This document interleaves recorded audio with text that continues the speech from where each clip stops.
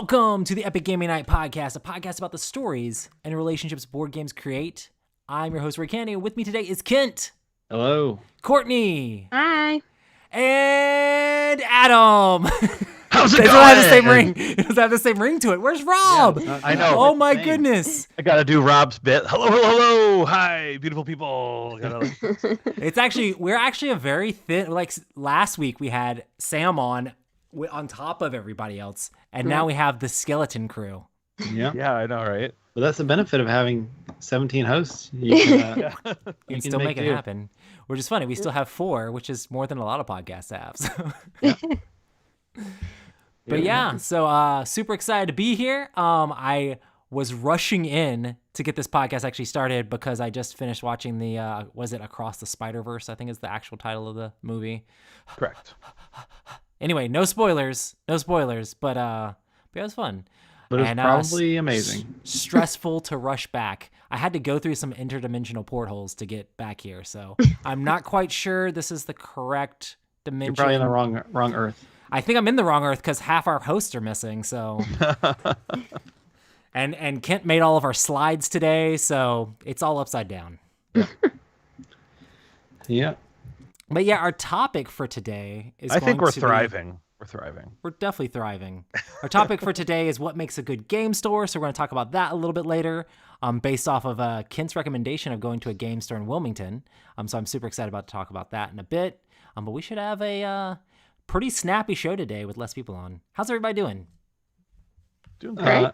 Excellent. Can't complain. I heard you guys are playing all the video games. It's Diablo. A little game called Diablo came out, and we've been spending a little bit of time doing that. Lots less sleep. Yeah, true. Is the whole family playing it? Just Courtney and I are playing. Our the kids kids, are too the young. kids aren't in. The kids are too young. It's Way too definitely young. 7 You're is a little too mature. young. It's a little bit mature for that. Yeah, your kids aren't there yet. My 15-year-old will probably jump on and play at some point here. There's it's the first week of summer, so he's actually at the Spider-Verse movie right now. Oh, that's awesome. Like every night of the week, it's like disappearing on bikes until we're like, where is he? It's 11. I want to go to bed. It's like I don't want him to start driving, but like it'd be easier if you'd start driving. Yeah, I bet. Yeah. Yeah, that's awesome. But yeah, I guess we can go ahead and start getting into some of our stuff here. We have some different news things to talk about. And I guess we'll go ahead and start looking at the first one here. This is Crossbows and Catapults by Restoration Games. Oh my goodness, this is a remake of an older game, of course, Restoration.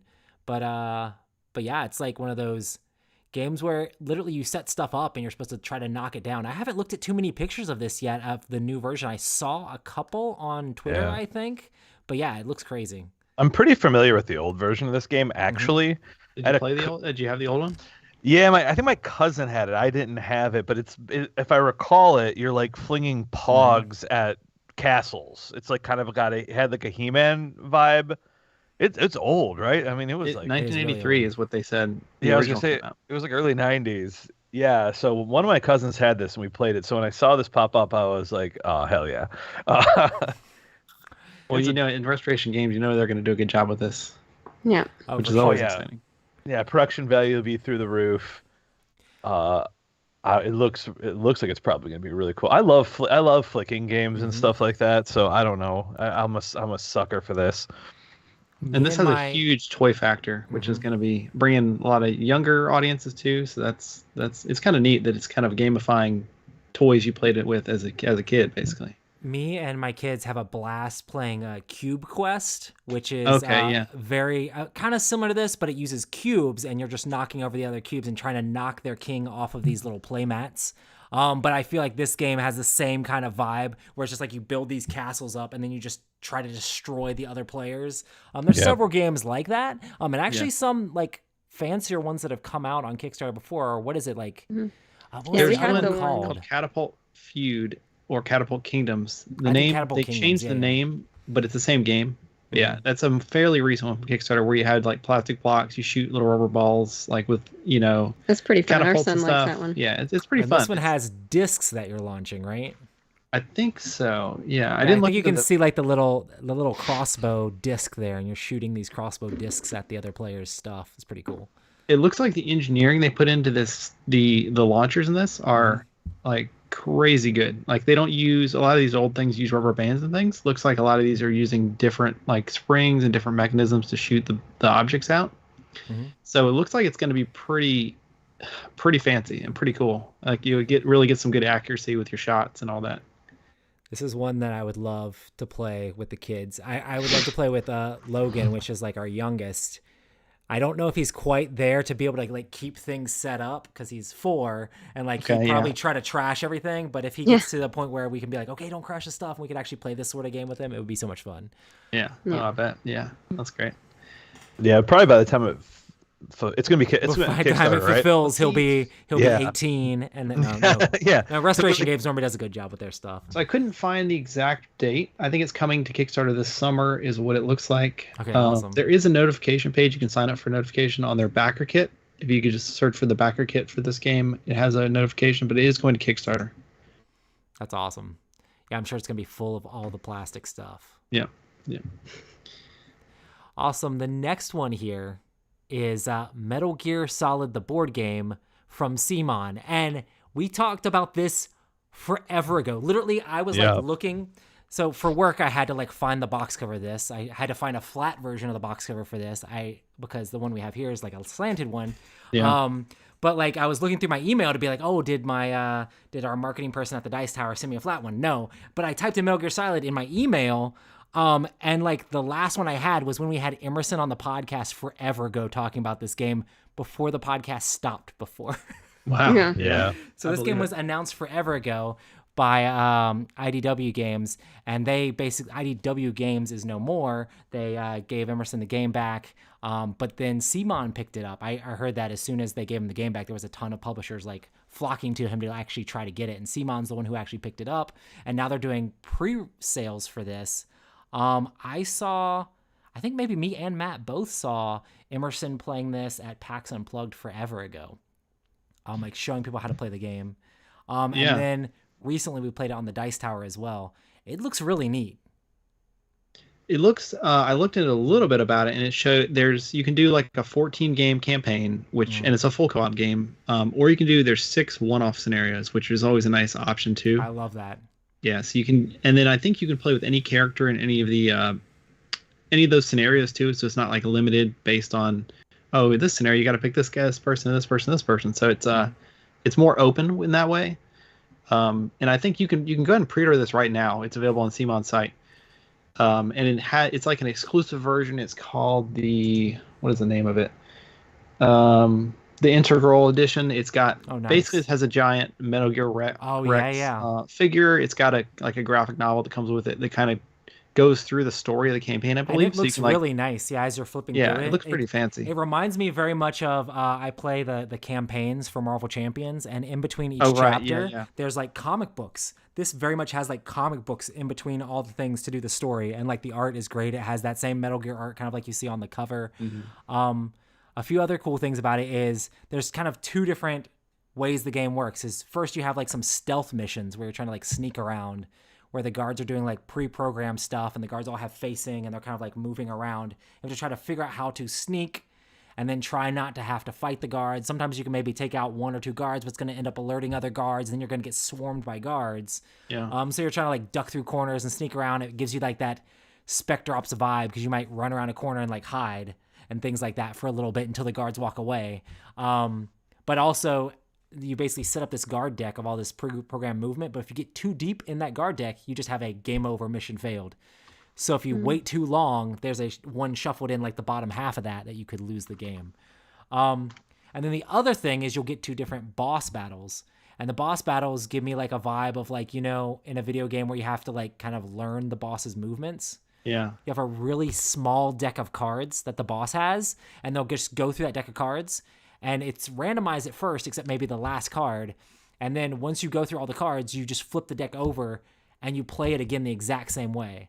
so you know the exact movements the boss is going to have. The one they played at the Dice Tower is he would attack like certain rows or columns, and you had to try to figure out how to dodge and like get out of the way of all of his attacks, and then make sure to attack him at the right time to trigger basically the best chance to hit him. It seemed really cool and really unique as far as like some of the different ways that Emerson has approached this.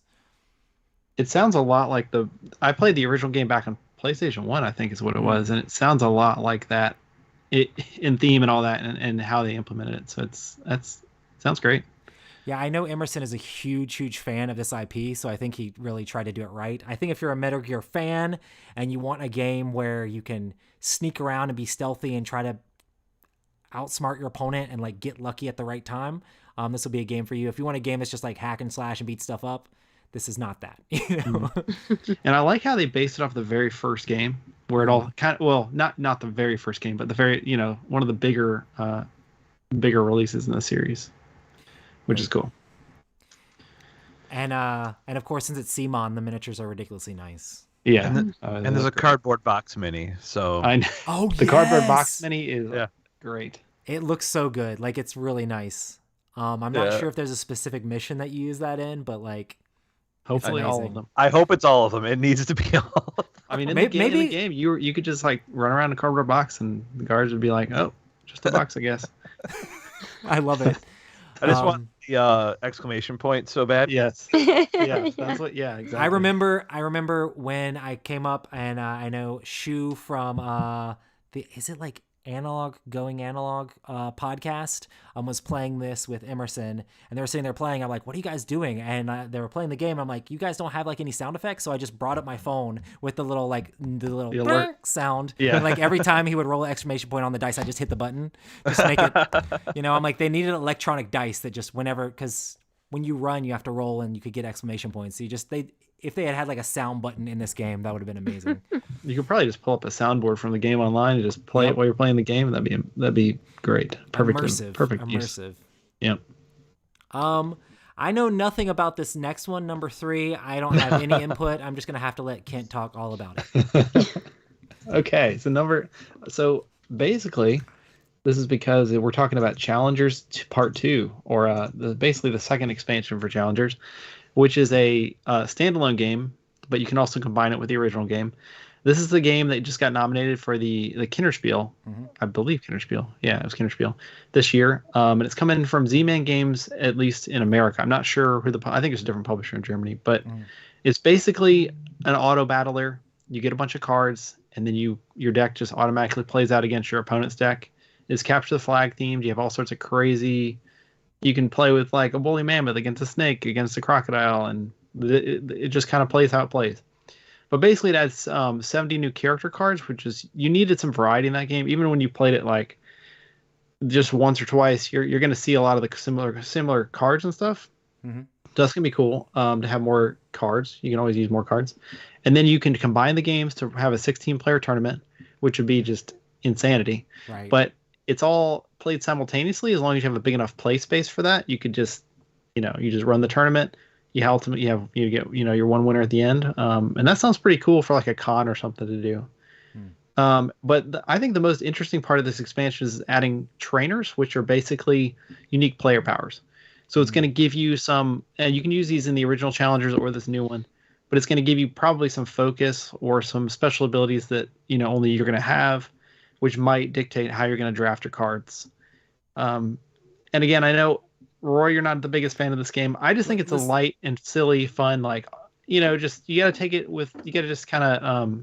The crazy thing for me is that they put my score for the game on the box. Like, that is crazy to me. Like, they saw my review and they decided to put my score for the game on the box. Like, it's Challengers 2. There you go. But it's kind of funny. A lot of people are making fun of me online. It can be a lot of fun. Yeah, a lot of people are making fun of me online, like, oh my goodness, we got nominated for this, and oh my goodness, they're making a second one, ha ha ha, Roy. I mean, I don't want to ever be the guy that like poo-poos someone else's fun. There's too many people out there like that. Like, if people have fun with this game, I understand it's like a mindless game where you just do different stuff. I enjoy games with more decisions in them, and honestly, Challengers 2 might add more decision space to the game as well. It might. So like with different varied powers, I love asymmetrical powers. I'm joking around with people when I like trash on the game super hardcore. I like when people enjoy games. I like when people have fun with games. I never want to be that guy that just craps on things that other people enjoy. But I do think it's funny that they put my score on the box. No, and you don't have to like it. Not every game's for every person. But I wish I had thought of that joke before right now, because it would have been funny when we were talking about it on the Dice Tower.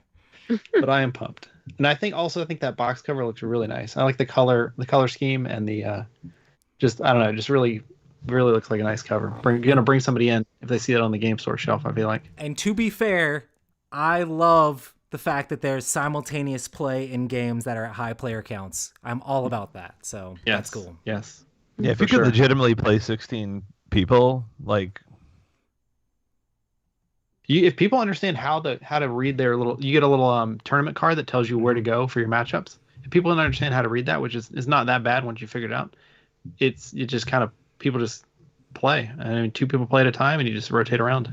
I don't know what it was in like my plays of the game. It just felt like a task. Like it's like I wasn't really doing much of anything. I was just pairing up with people and flipping cards and not making any decisions. Yeah. And I lost basically everything that we played. I was like, wow, I haven't won a single game. I would try to draft the best thing. I'd be like, oh, these combos would be cool. They just never fell together. Yeah. And that's just kind of the way the game that is can sometimes. Definitely happen. You can get very unlucky in the game. You can be like, these 2 cards would be great. If this card showed up and then this card followed it immediately, that would be amazing. Yeah. But you never have that sort of choice in this game. There's no real agency. Right. And it like, I basically akined it in the review to like driving my self-driving car and it just veering off into a wall constantly is basically how it is. Like, cool, let me put this thing on autopilot.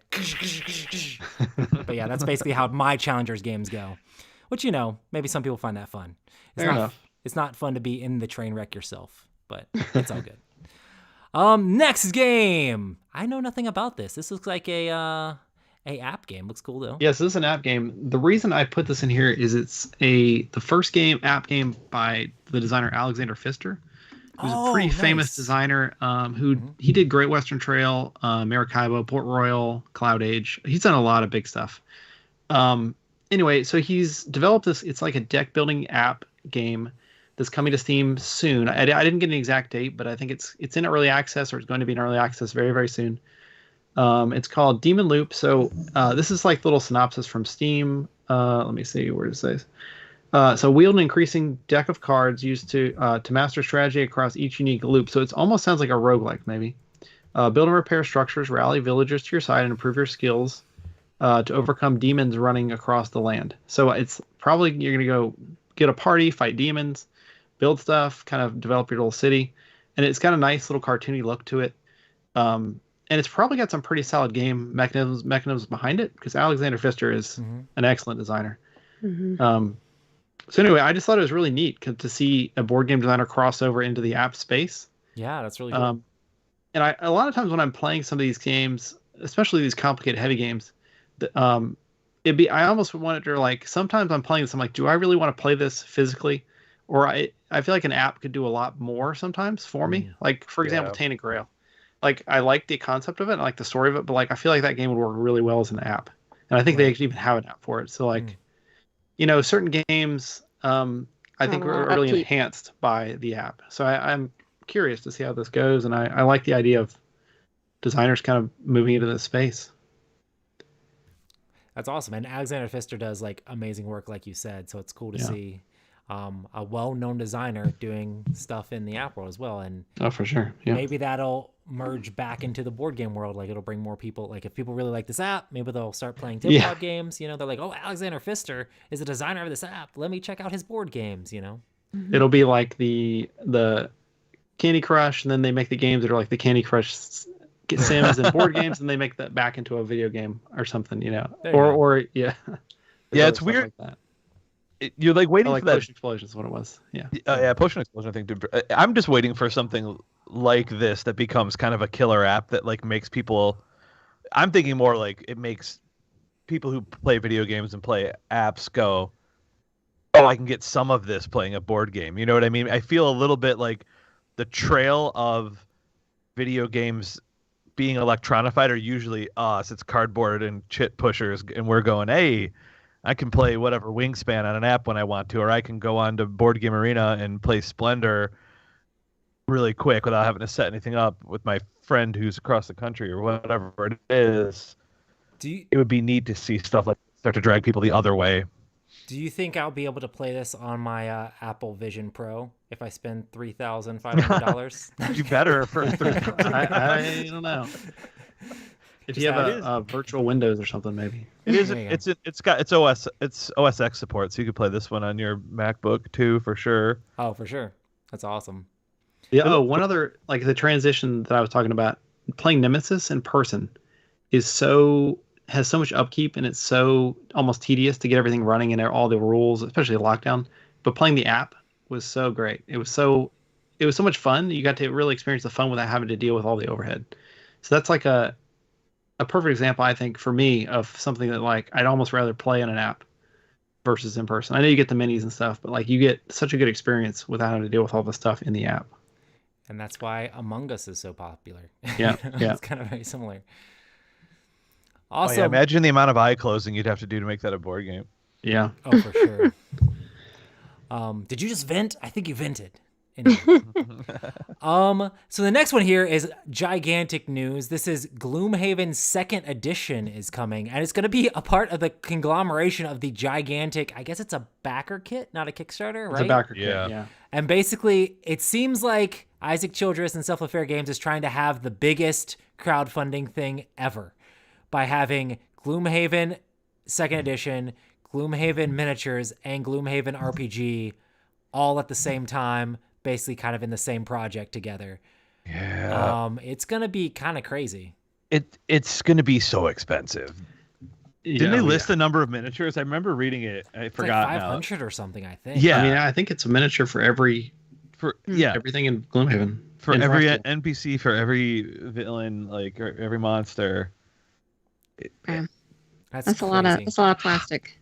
I just think about the sheer amount of cardboard tokens that are in that thing. Oh yeah. Yeah. It's mind blowing. It's like having 3 sets of Pathfinder pawns or something. Like that's what is in a Gloomhaven box. If no one's ever opened one up, turning that into plastic. Oh my goodness. I don't know where you would store all that. I have a sealed version of 1st edition Gloomhaven, and I think the price just dropped on that dramatically by the announcement of the 2nd edition.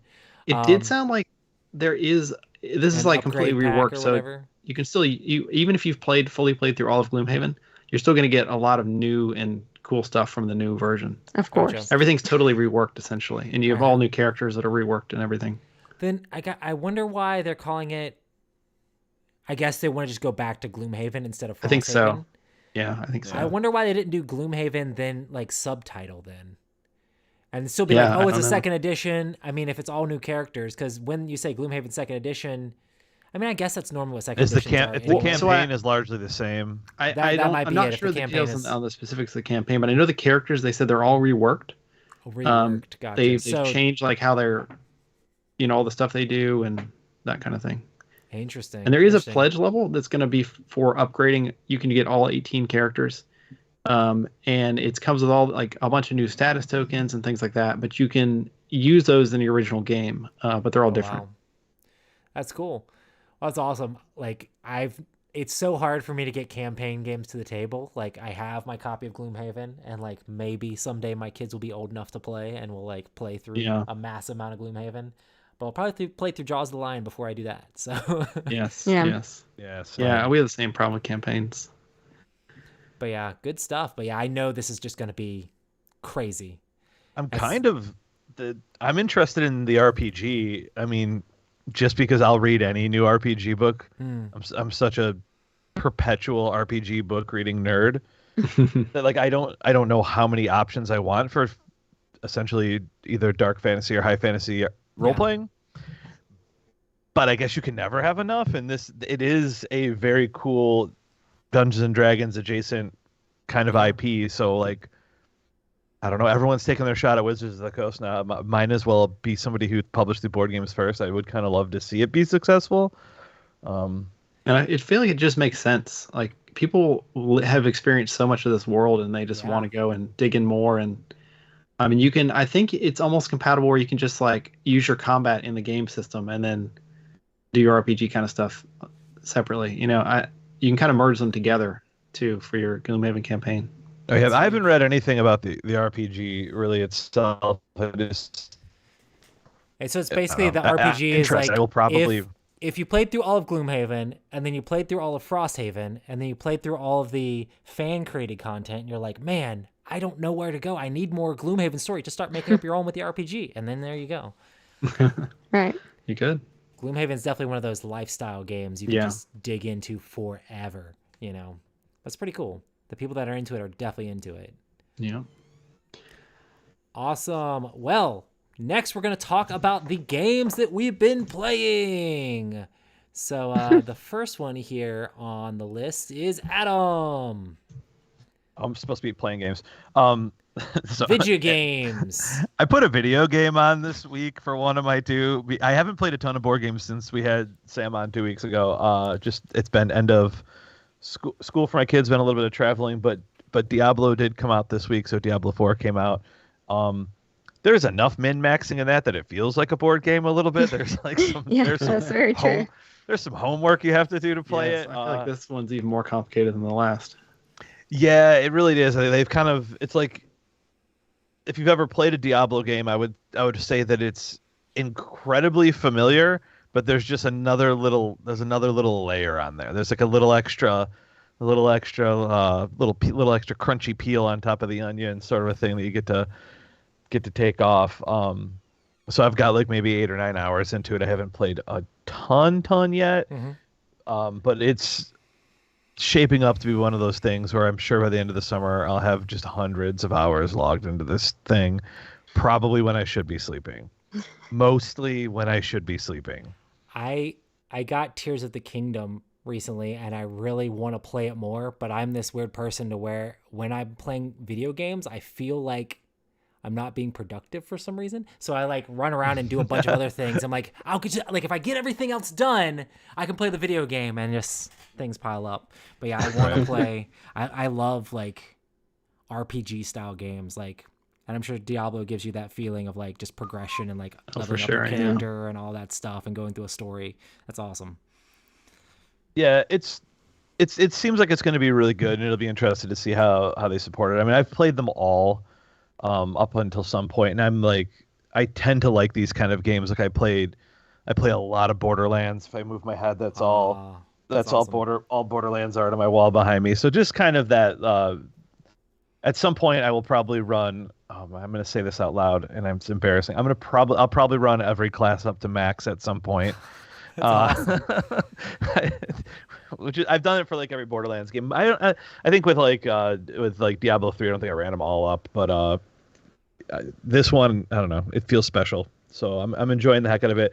I'll probably have to get on with Kent and Courtney here this weekend or something. That's awesome. Yeah, play a little bit. So grind out some dungeons, get some aspects. Yep. We've been having a lot of fun, and it's just like when I play video games, you're just like, oh, I'll just do one more thing, and then it's like midnight, and you're like, oh gosh, I really got to go to bed. And we like it because it really works. Works super well with co-op. We just kind of do all the quests together and just run around and fight stuff. And see, that's how to do it. Like that's something like that is what makes a game feel like, okay, well now it's not wasting time because you're building relationships with other people. Like that couch co-op stuff is the stuff that I miss in video games. I like games where you get to do that sort of thing. And I think this version of Diablo can do couch co-op, and you can transition it straight over to PC and play solo. I mean, you gotta have different versions of the game, but you can easily do that, and it all works pretty well from what I've heard. That's amazing. Yeah. Adam, your next game. Stuck on it. Yep. So I also.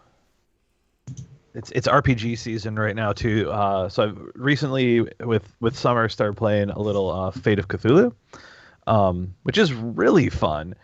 Fate is for those not initiated, or if you're only kind of Dungeons and Dragons initiated.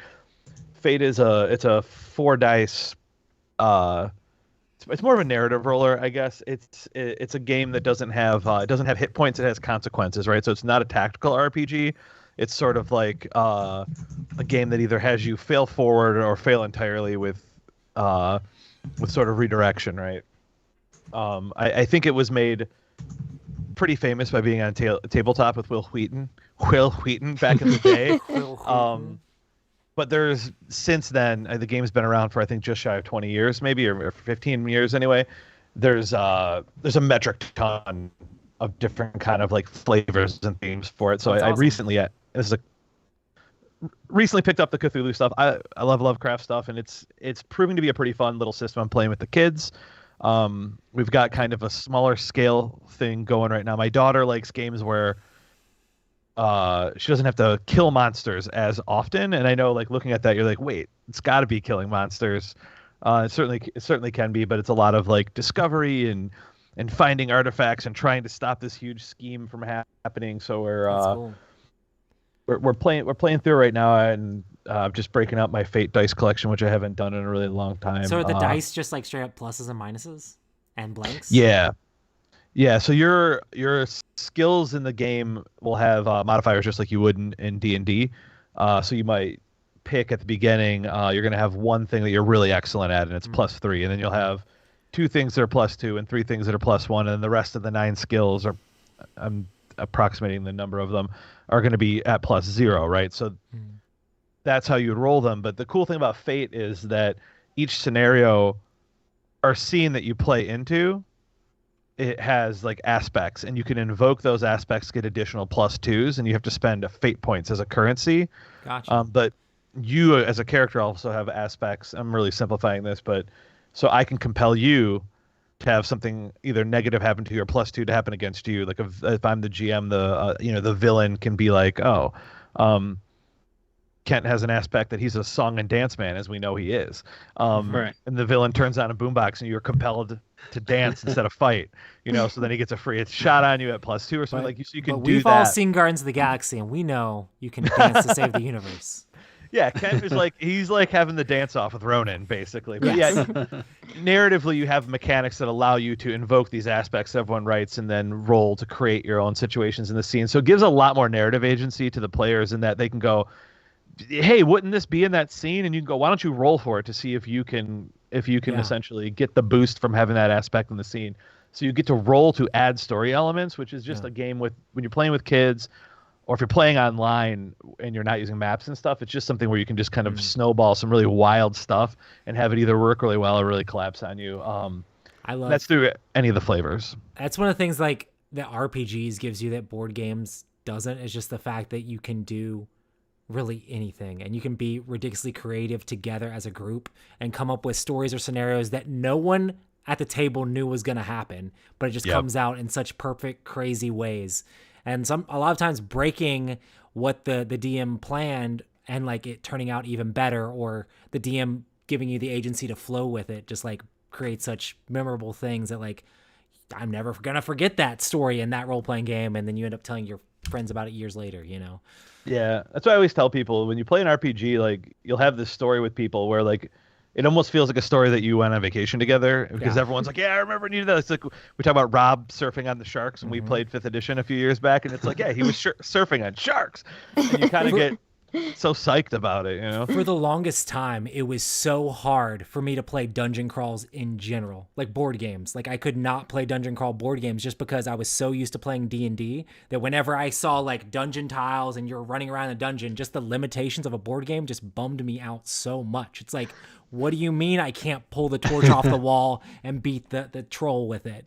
What do you mean I can't climb up that wall over there? What do you mean I can't do whatever I want? Just give me a DC check. Let me do it. No, board games don't allow you to be as creative. And I mean, I grew up playing role-playing games, so like it took me a while. I feel like I'm definitely out of it at this point. It's like, okay, I move forward and roll my dice, but like the creativity that role-playing games gives you is like nothing else, Yeah, I still me and Matt have been talking about it a little bit, and we're gonna drag you all, and we'll do a night here at some point. We just gotta figure out which game. I know Matt wants to run Mothership really bad. There's a bunch of these, and again, I've said this, I think way back when we first rebooted. I'll say it to everybody: if you haven't had a chance to try an RPG and you're more of a board game person, but you like that theme, you like that flavor, that interaction, you should do it. It's better to play it and maybe stumble through it than to be afraid or feel like you have to over prepare to do it. If you over prepare, you'll never use all the things you prepared for. So just play the game, and also know that like there's a level of crunch for everybody. This is like something like Fate is very like talk it out. It has that break what the GM planned mechanic built in. It's that kind of game. But it's still a game that has like a fair amount of rules to handle all the scenarios you want, but it's a little bit less tactical than Dungeons and Dragons. But if you want something that's really tactical, you can play D&D, or even more tactical, you can play, Pathfinder 2nd Edition or something, or you can just swing it all the way to the other end and just have a real wild story and play something like Kids on Bikes or Icarus, which is that game that I brought up to the cabin, which we never got a chance to play. But do it. You should do it. Like, don't wait. Do it. Message me. I'll give you a game to play, probably that I've only read the book twice and never got to play. But I've got a bunch. Ruthie just walked in. She's probably gonna make fun of me for or scoff at me for talking about her. But she's never played like a role playing game, and like I got her into a lot of the board. I mean, she played board games and things like that, but like more modern hobby board games.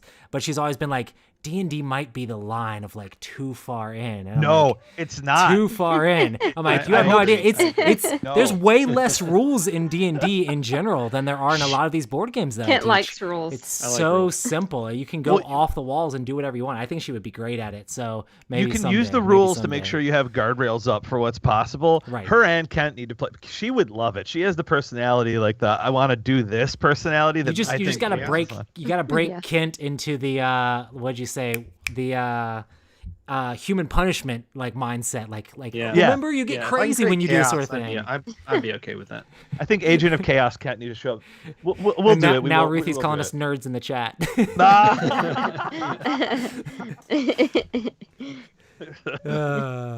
I did show her the Ice-T video where Ice-T was having to read D&D books, and he's like it's reading these D&D books is hard because you have to come up with all these fantasy names. It's deep nerd stuff.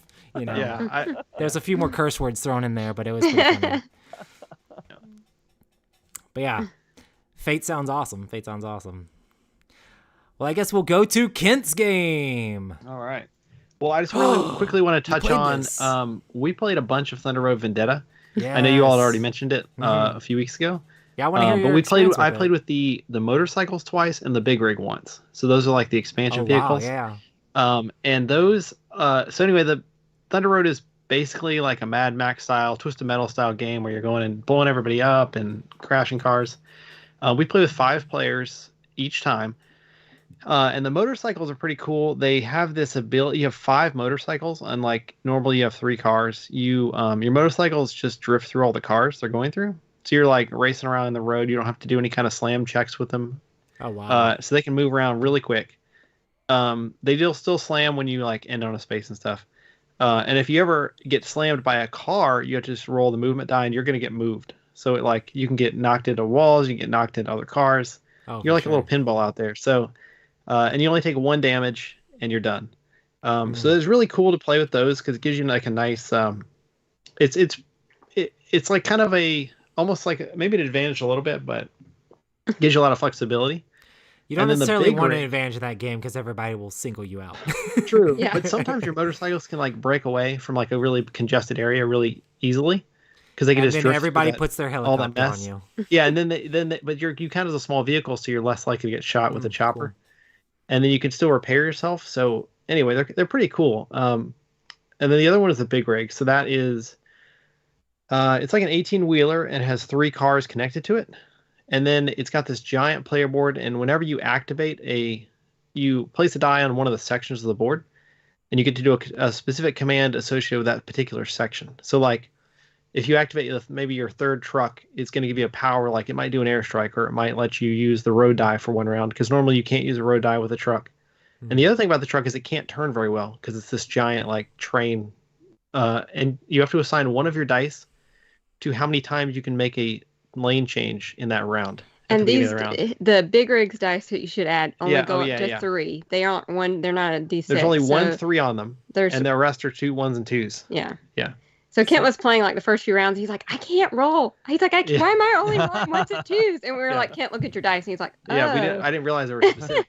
But how do you win the race ever then? It's a small world dice. Steady, and you can just like not. I mean, when you hit other cars, you slam them out of your space. They don't. They don't slam you. You knock them out of theirs. They don't even roll the car target die. And if you run over any kind of like spots that change movement or like ramps or oil, you basically turn those into dirt spaces. So you remove hazards from the board when you crash into them. But one of your powers is you can place hazards. Too. Yeah. Oh, yeah. So you can drop hazards out of your hazard dispenser out of the back of your truck, and your truck can shoot in a front arc and a rear arc when you're stopping to shoot people. So they're really cool additions. They're not really that much extra to add, and theoretically you could play with 6 players, but it would be total chaos. But we've been loving this game. I've had so much fun with it. We played it with our 7-year-old, and it's his new favorite game. Yeah, he's like, this is my new favorite game. Right off the bat, it's like, I love it. He wants to play all the time now. I played it with some of my friends from North Carolina who came down for my birthday weekend or whatever, and we had a blast with it again. And it's just so much fun. Like, it's so good, yeah. I actually talked about it. It made my top 100, and I just recorded a video about it today. And I'm like, this is here in my top 100 right now, but it's definitely going to be moving up, already. Like, I know, like, this game is a blast. I totally get it, yeah. The only complaint I would say people had with it, it can be a little long with high player count, like 5. It does take a little while. And then sometimes if you get really bad dice rolls, you can be kind of hosed. Because if somebody's rolling all 6s and somebody's rolling all 1s, you're pretty much at a big disadvantage. But I did see they have cards in the at least in the Maximum Chrome version where you can use those as dice numbers, so it's a better distribution. So I thought that was really cool. I haven't tried that, but it's called German engineering, so you can use cards so you don't have randomness. I thought that was really clever. But anyway, I didn't want to go too much into it, but it's an awesome game. It was a lot of fun. You definitely have to try this one, Adam, at some point. Yeah, every time y'all talk about it, I start getting real FOMO, and it's not quite to retail now. I think like you can buy it for like $20 marked up, but I'm gonna grab it as soon as it's in stock. Are you going to any events this year? I don't know. I haven't bought passes to anything. I'm kind of sitting on the sidelines seeing when things will free up. It's kind of a weird summer with family travel and with work schedule right now. So I would like to. Yeah. Just fly into Miami for a random weekend. We'll have a game weekend. Well, that's the issue has been like it used to be where like I'd be like, oh man, I'll just go for 2 days of a con or something. But like the cost to fly anywhere is crazy. Is out of control. Yeah, right. I bet. And I don't know if I have the time. So it's like I have zero problem going to Florida for a weekend. Like 2-hour flight's not a huge deal to me, but it's like good grief. Yeah, it's crazy for sure. But yeah, next game, Kent. Yep. All right. So I played Tribes of the Wind, which is Mike loves this one. What's that? I know Mike Delisio. Oh, okay. Yeah, it's a fairly new game. I think it just came out over here. It's been out I think it came out at Essen last year. But anyway, it's I'd say like a midweight kind of Euro-ish style game, but it's mostly just a card game. And it's thematically set. You're in like a post-apocalyptic polluted world, and you are a wind tribe, and you're trying to kind of clean up pollution and build your little civilization. So anyway, you are on that cover there. You have a bunch of element cards that on the backs they've got really nice illustrations, and then on the front sort of actions you're going to be doing. So all those cards, basically, when you play a card, you're gonna look at your 2 neighbors' hands of cards. You're gonna look at the back of their cards. You have these nice little card trays that hold your cards up. So you look at the colors they have in their hand, and that determines what cards you're allowed to play. So some cards might be like, I can play this card if Courtney doesn't have any green cards, or I can play this if she's got a lot of blue, or like, you're kind of compare what you have to everybody else. So that's kind of a neat aspect. It almost feels a little bit like I don't know, like not exactly Hanabi, but that style where you're like looking at the backs of cards, and it's pretty important what the backs are. So that determines your actions. You're going to be playing some cards. You've got little wind riders you're moving down on your board to essentially build villages and clear pollution. And it's kind of got a tiling aspect where you're trying to optimally place your tiles. There's a bunch of little scoring conditions you can get. Each of the player boards are unique, so you've got a little bit different powers you can unlock. So on the right side of the board, you get special abilities based on which character you picked. And it's pretty satisfying to play, but it's very simple. Like it's really just like, I'm going to do this really awesome card thing because you've got 3 blue cards and I've got 2 blues, and it feels pretty gratifying. So, and also it looks amazing. It's Vincent Dutrait artwork, which is like, I almost think he's probably my favorite artist in all of board gaming at this point. It's just really nice illustration, easy to play. the theme is, I like the theme. It's not super strong as far as like feeling like you're doing what you're doing, but it's it gets you enough, I feel like, to feel like you have your little tribe of people and you're out building villages and stuff. And it's got a lot of cool scoring options, I think. That's awesome. But it almost feels like a race game too, though, because it's going to end when you finish building those little green villages, and you just kind of score points. But it's a fun game, and it looks amazing. So I would recommend it if you like any of those things I said, or you like kind of midweight Euro games with like some card play. It's probably worth checking out. Nice. I'm so glad Rob's not here for this one. Although Rob, with the look of this one, I think Rob might. It looks really colorful and nice. Really good. It's not beige, that's for sure. It's definitely not beige. There's definitely some color on this one for sure. It's kind of a unique theme too, right? Like post-apocalyptic, renewable energy world, right? Yeah, right. Yeah. They're gonna have an expansion for like tidal power or something. Like there's like right? You know what I mean? There's like options there. Yeah, true. Be kind of cool. So for me, we had a game day where we invited some of our friends over. We played several games. I played Sushi Go. I taught that to a couple of Ruthie's friends. And then we played Wavelength, which I got wrecked in, but it was a blast to play. But then we also played some Clank Catacombs. And we had 5 people, so I had the... you can actually add in the... what is the name of it? Adventuring Party expansion to make it go to above players. I don't know if you guys have played with the Adventuring Party expansion, but it adds like variable player powers and like some interesting new cards and some interesting new like items and stuff like that you can get in the market. And it was fun because like me and Ruthie have played Clank Catacombs a lot, but all of our friends had never played even a deck building game.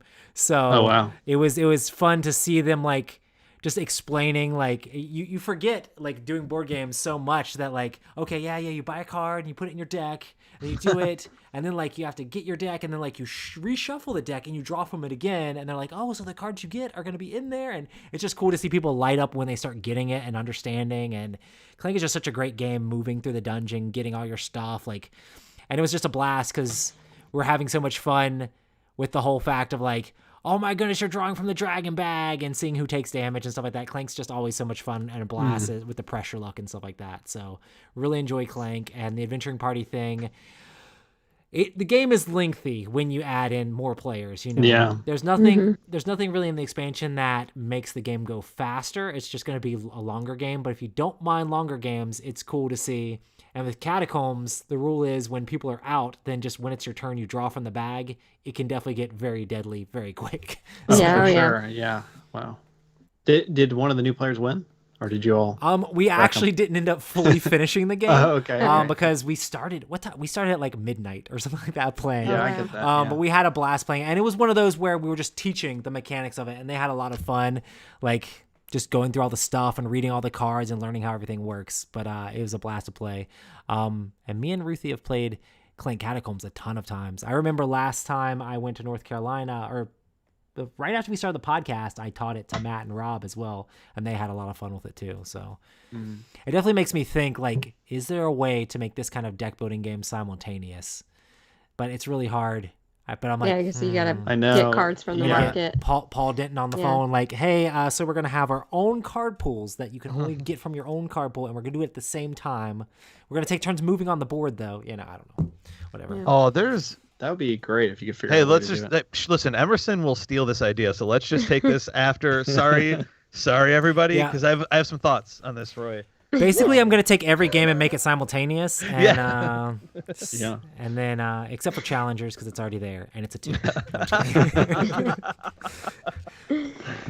But yeah, Clank is a ton of fun. The next one here, this is a hot game right now, and this just come out. This is Courtney's game here. We just got our Kickstarter in, and it came in. I didn't even know it was coming in. I saw it, and I was like, "Oh my gosh!" I'm a huge fan. You're a bigger Witcher fan than I am, for sure. Witcher 3 is like one of my favorite video games of all time. I just love that game, and I love the TV show too. Obviously, this game, however, is set kind of in like many years before Geralt and all that stuff. So he's not even in the game, which is kind of a disappointment. But it's still pretty good. So they have this board of all the different cities and stuff. And you pick a character, usually like obviously a Witcher, and you can be from all the different schools, like the wolf and the bear and the viper and the cat and all that stuff. So in each Witcher school has their own special ability and a different card deck that goes along with it. And so you have this set of cards, and so you play these cards that have different symbols on them, and that's how you move around the board by matching the symbols to the different cities. And then when you match that, when you go to that city, you can perform the location there, and then when you finish your turn, basically you can either do an event card, which you can do like a city event, or they call it a wilds event, which is basically just kind of reminds me of some of the story-based games. One of the other players reads you from a card, like this story, something that happens, and then you have to make a choice. You help these people or don't help these people, or and then you get the consequence of that. So sometimes it's good, sometimes it's bad. So I really like that aspect of it because I love story games. Or if you don't want to do that, or if there's a monster at your location or another Witcher, you can fight. Because the main goal of the game is to gather trophies, and you do that by either killing monsters or fighting other Witchers. Or there's a third way by leveling up your player powers. So the way you kind of want to go, and I think we kind of did this when we were playing. Maybe we overdid this because I was playing like a video game, like I was trying to level up all my abilities to like the highest level and then going to kill the monsters. And then by the time we did that, we're like, okay, we're kind of overkilling the monsters a little bit. But you can level up these abilities, which give you more defense or better cards or more cards in your deck. It's kind of like got some deck building aspect, because at the end of every turn, you're going to buy a deck from the card row. But when you battle a monster or another Witcher, basically your deck of cards is your life. And so when they deal damage to you, you have to discard cards out of your deck. And so it's whoever runs out of their cards in their deck first. Oh, wow. So it's kind of, the combat mechanic is, I think, pretty interesting. You can like chain cards together to do more damage. And like I said, each Witcher class has their own special abilities they have when they do combat. So those are kind of neat. They did add, which I played as Ciri, so they did add her to there, which I don't know if they could add her. I don't know why they couldn't add Geralt. She was an expansion. Maybe for another expansion. Maybe they're going to do another expansion and put You're Geralt going to pay in for there, that one, don't worry. But it was just for me, it was weird. I was like, okay, they're going to put Ciri in here, but not Geralt. I mean, I get that it's not in his time, so he really shouldn't be there, but whatever. So. But it's like the first person to 4 trophies win. So we played it. It was funny because it's one of those. A lot of times we get Kickstarters and it's like just sits there for a while, and then we finally break it out. But Kent got this one to the table pretty fast, read the rules for it and stuff. And it wasn't too difficult. I felt like once you learn what you're supposed to do, it's not that hard. Big Kickstarter game, the rules were pretty good. Like it avoided a lot of the big Kickstarter game pitfalls.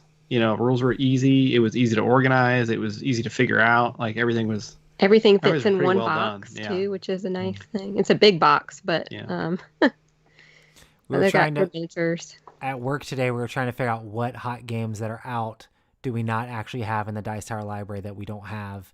And Tom's like, oh, my copy of The Witcher, I haven't got a hold of it yet because Tom recently moved and things like that. But I was like, oh, well, is that good? Because I know there has been previous Witcher games. And I went and clicked on Board Game Geek, and the ratings are ridiculously high for this game. I'm like, seems like it's good. Yeah. People are excited about it. So I'm glad to hear that you guys liked it, too. That's really cool. It was pretty fun, yeah. Yeah. How long do you think the gameplay is? Ooh, how long did it take? We played 2 players, and it was our first game. We were learning.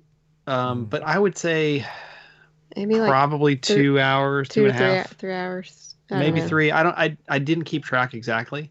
And like I said, we were kind of both trying to level up our skills to the max level, and so I think you don't necessarily have to do that, which kind of would push the end game a little bit faster. And we were playing a little more friendly too, just trying to figure out how everything works. We were trying the different actions and stuff, and just being a little more gentle than you could be if you were playing, more serious with the game. Like if you knew more what to do and how to do it. Yeah. But yeah, I'd say it's gonna take the first play with 2 players. It's gonna take at least probably 2 hours. but with more players, it probably could take more. It just depends on how familiar you are and how much people push that end game, I would say. Gotcha. And the story is really good. I liked it. Yeah. It's more like the stories like read an event, a random event. It's like a little bit remind me a little bit like Eldritch Horror or something, where it's flip a card, read the thing. I actually liked it a lot more than some of the story games because I didn't have to keep track of other a lot of connected narrative. But there is a little bit of that. Like you can pick up some cards, and depending on what you choose, it can lead you to a quest. True, so meaning yeah, you have to, you can continue the story if you go to this certain city or whatever, and you can pick it up there and do something. So there are like numbered event cards, or numbered cards that say like, oh, go find card 63 in the deck and read something about it. So it's like continuation of something you saw. I really enjoy games with just like a lot of story in it as well. Like I played Destinies again recently, and like that game just keeps singing to me. I played it with my friends. It's just like I love games that have a lot of story and narrative where it just feels like you did something really cool throughout the game. Yeah. Now this one's it's not as the story in Destinies is great, and it's very well connected. Yeah, this is more like here's a cool little thing you did when you were in town. Here's a cool little thing you did when you're out in the woods. Cool. It definitely creates Witcher flair or whatever to it. Yeah, for sure. It'll create a little personal story for you, but it's not necessarily like a connected thing, fluid thing. Yeah, it's awesome.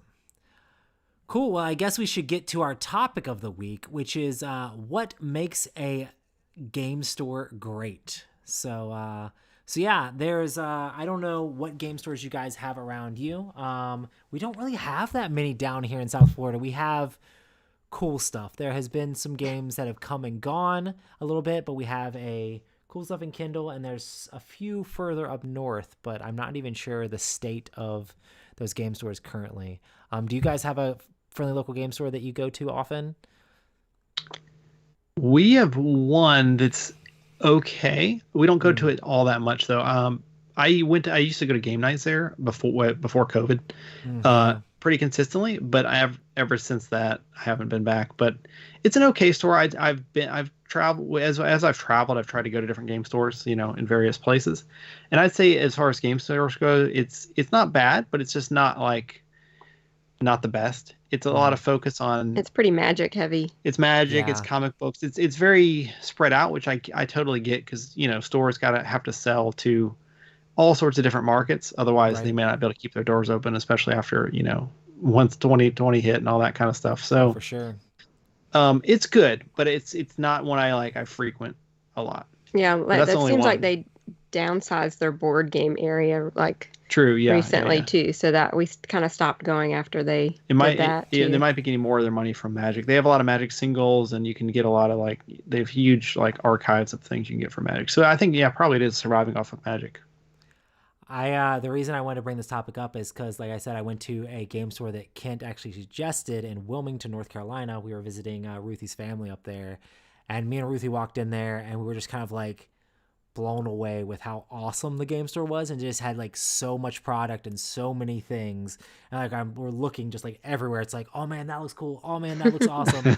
And I love it. I know it's really hard for game stores to have tons and tons of stock. You have to have the capital to be able to keep everything in stock, and your store has to be doing extremely well to be able to house that much product. But they just had displays of hot abstract games and hot games here and there, and a gigantic thing of dice, a treasure chest of dice when you first walk in the door, and just all these cool things, and play area. And next door they had a board game cafe called the Sideboard or whatever, and they just had everything there. They had Warhammer 40K and Magic and all sorts of just everything.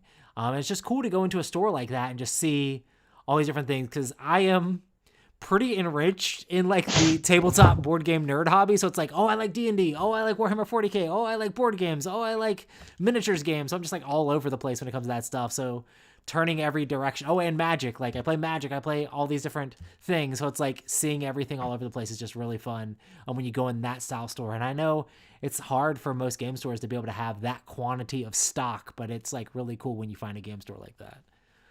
Yeah, it's a really nice. I've been there once or twice too. It's a really nice game store, and I remember I took my friend who lives in Wilmington there, and she was just looking for a game to play with some of her friends that don't really play board games, and they were they came over and they asked us if we needed help, and she told them kind of what, and they were like trying to direct her a little bit on different games and stuff, which was kind of nice. And so I really like that. And I think one time I ordered a game off of Amazon, and it actually was shipped from there. So I think they do sell some of their products on Amazon, because it said from Coop Fear Games. Yeah. So it was like one of the things I bought for Kent one time was shipped from there. So it came really fast. That's awesome. But that may be what helps them kind of keep that stock, as they can sell it not just in Wilmington, but. I do feel like that'll be a staple. Like whenever we go to visit Ruthie's family, we're going to be like, let's go to the game store. Yeah. And Ruthie's in the chat saying how every time we go to a game store, you got to buy all the dice. And she's throwing shade at D&D, but she has all this dice collection. She needs a reason to use all the dice she has. We're turning you, Ruthie. We're going to turn you. I'm making it a mission. It's now becoming personal for me. It's happening. Plans are turning up here. That's awesome. I think a good game store is good culture too, because for sure. like you all were saying, a lot of them, like where I live right now, there's really nothing. We have like a Game On, which is like a kind of like a chain store. But when I lived in the Detroit area, there was quite a few, and the ones that stood out to me, they are kind of surviving, I think, largely week to week on having Magic tournaments, on having Armada tournaments, on having Warhammer tournaments. And I think if you're not fully into those, like sometimes it's really intimidating to walk into a place on a Saturday when that's most of what's happening, and there might be 2 tables open where people are just playing board games, if that's what you want to do, or maybe you want to play an RPG, but they only have like Adventure League going on. That's all you can kind of see. But most places are going to still accommodate you because they want you to play there, because they know that's what's going to make your bread and butter. There's a place called Guild of Blades. There was a couple blocks from where I used to live in Royal Oak. I think so Detroit area, Michigan, and it's an older building. Mm-hmm. It's kind of a dusty place. They've got like a little bit of comics and collectibles, but largely it was a board game store, and nice. They had a massive, like, I don't know how to describe it, like living room where you had all the huge banquet tables to kind of come and play these games at. And I think that kind of place is really a treasure. And I would go in there. I know I was going to spend more money than I would going online to get games, but having something at the end of my block effectively where there's people in there to talk about the games, you can kind of see some of them hands-on in there on Friday and Saturday nights, is like such high value to me. And that was kind of my favorite one, because when we posted this topic or talked about this topic earlier today, I was like, I was thinking about, we had Sam on last week and he had posted that place in San Antonio on his channel. I don't know if anyone caught that video. Right. Yeah. Mm-hmm. And it's like, I forget the name of it, but the place is like fully medieval themed. It's got suits of armor lining the walls. It's like awesome. One room's a mead hall. One room's like a command deck out of like a science fiction Starfleet. And I'm like, I want that place to be in my neighborhood. But I like what a scary business venture for them, because that what's keeping the place open certainly isn't just like some mass quantity of like box retail that's going out of the place. It's probably the cost to rent out one of those rooms or to come do Adventure League or Magic and play in those big rooms. But like, that's also really incredible. Like, I'd love to see a place that's like themed out like that. I've never really even been to one that's anywhere along the lines. I was watching that video, and as he was going through it, I was like, get out of here. How did they do this? Like, just because I know that those types of places have pretty narrow margins. If you live in a neighborhood that has one, or even has a comic book store that has some games and they've been around for a long time, they're there because they love it, not because they're getting rich, and I think that's important to remember. There's just something about like having a really strong gamer community that can support something like that. It's like, that's why like the main thing, what makes a good game store is honestly just like friendly staff and like good customer service and people that are passionate about tabletop gaming, whether it be Magic. Like if you're just a Magic store, like be passionate about Magic and be excited about teaching people new sets and like be like growing that community. Whether if it's role-playing games, like grow the role-playing game community. If it's board games, like have game nights and like get people excited about not just like, I mean, of course you want to sell your products and like make margins, but also like just excited about bringing more people into the hobby, like regardless of what aspect of it is. And that's going to like continue to grow even outside of your doors, which are going to eventually bring more people in, you know? Yeah, I know. I mean, I know it's hard and it's tough to have like a retail business these days because margins are really tight, especially on like trading card games. You know, it's kind of ridiculous like how slim a lot of that stuff is. So, but there's just something about the community because people want to play games with each other that you kind of like really have to get right. Yeah. You have to be a space where people want to go, right, you know, to hang out, not just clean and all of that stuff. Yeah. Yeah, because you're going to probably charge 15 or 20% more a lot of times than you're going to get on Amazon or on like, you know, one of the bigger like cool stuff or place that they have like a massive warehouse they're selling out of. And most of the time I'm happy to do that. I mean, I know I'm sure y'all have the same thing. Like I'll hit a limit where I'm like, oh man, this is 3 times as much. Occasionally, like there's something that's not quite keeping up with the MSRPs, and I'm going, I'll wait. But I've done it a lot.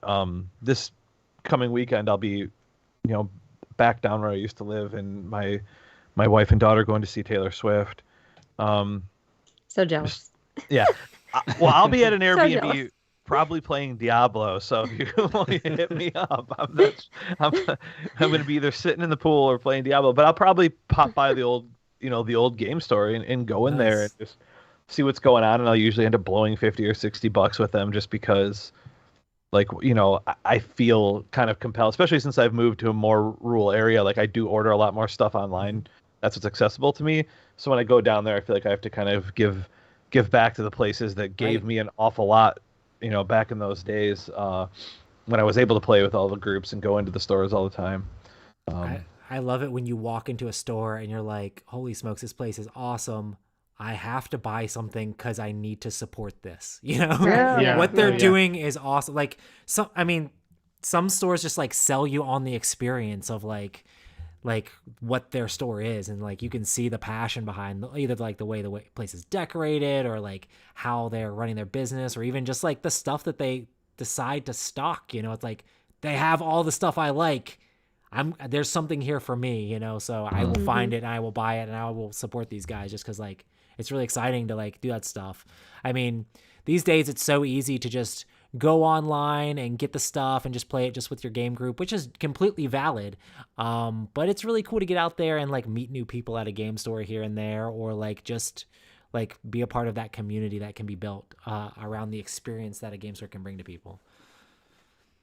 Yeah, talk someone into buying a game, right? I mean, exactly. Sometimes those places are really intimidating too, right? I think, like you were just saying, where like the friendly staff is such a big part of it too, because there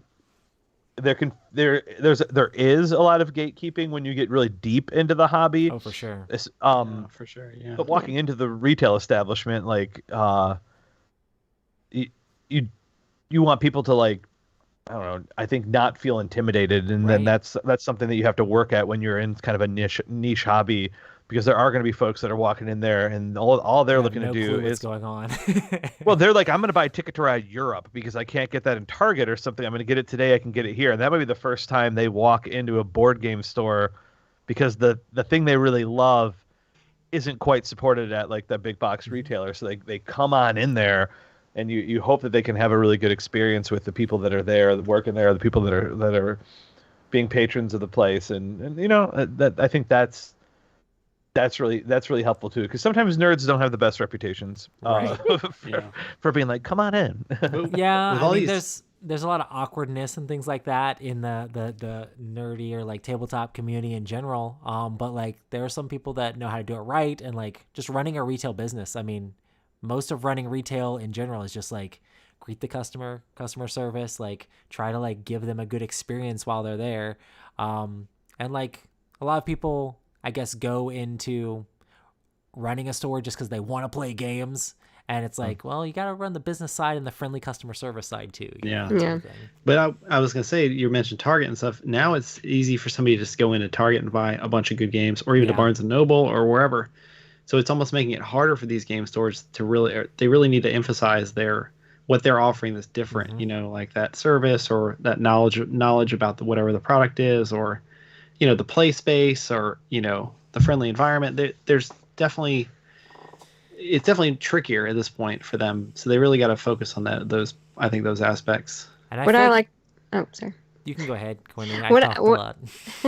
What I going back to like Cape Fear games, what I liked about it is, and I don't know if, because it was, like I said, it's been a while since I've walked in there, but they had like really meatier games that were on like shelves and stuff, but like right as you walk in the front, they have like these, exciting, like brightly colored, toy factor games, or like new, easy, like family weight games that look kind of neat out, and like they had everything all set up so you could like see the game and see what was out of the box and everything. And I think seeing stuff like that when you first walk in a store versus like seeing like a Gloomhaven or something can be kind of off-putting for new gamers, who are like, oh, I don't want to get into this. But if they see something that's like easily accessible or easy to learn, already kind of set up, so like the the workers can like go over how to play with you right there if it's something simple enough. I think that's very helpful too. So you're not overwhelming people when they first come in the door. Yeah, for sure. Yeah, it's awesome to have like just different stores in general that have all sorts of different amazing things. Yeah, we always, whenever we travel, we always likes to try to find it. Board game store to stop in to see what it's like. And then if we like it, we usually buy something. If it's not that great, we're like, okay, well. When you said that, when you were saying earlier, Roy, we totally relate to that. We're like, okay, this store we definitely need to purchase something. 100%. And some stores you go in, you're just like, well, that was all right, Yeah, I appreciate what they're trying to do, but sometimes it's like magic and comic books, and you're like, okay, well, there's not really anything I'm interested in here, but okay. Yeah.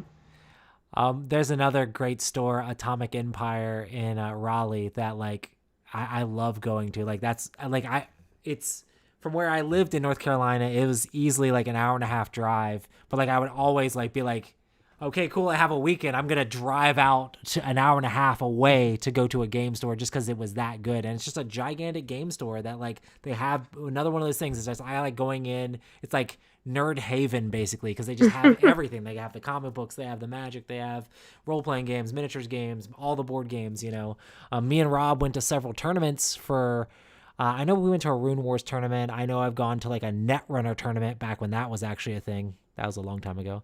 Man. But yeah, there's a ton of different games that they have there, and it's just fun to have those different communities. We actually had the owner of that store on the podcast forever ago. I guess it's on the YouTube channel somewhere. Cool. But yeah, I love going in stores like that just have all the geeky things. You can order from Atomic Empire online, and I do that quite a bit. It ships really fast from North Carolina. We've ordered from them many times. I've never been there. It's one of our. We're definitely going to hit it at some point. Yeah. There's like this Durham trip that's like the best. Is like go to Atomic Empire, then right beside Atomic Empire is like an Asian market. So you hop in there and get all the awesome like Asian snacks, and then like down the street from them is this place called Rock and Rolls, which is like a all you can eat sushi place. But it's conveyor belt sushi all you can eat, which is insane because you literally don't have to get up from your seat. And it was extremely affordable, especially compared to Miami prices. So like me and Ruthie and the whole family went there, and we just like gorged ourselves on sushi that like you didn't have to even stand up, because normally conveyor belt sushi places you pay per plate. This place is you pay a price when you walk in, and you just don't even get up. You just eat plate after plate after plate. It's a bad idea. I'm glad I'm sad and also glad that isn't in my neighborhood, but yeah, that's like all in Durham, and like it's worth going over there to like make all that stuff happen. But yeah, great thing. So any other things you guys can think of that are like a must for a game store being great? For me personally, it comes down to what they have, what board games they have in stock.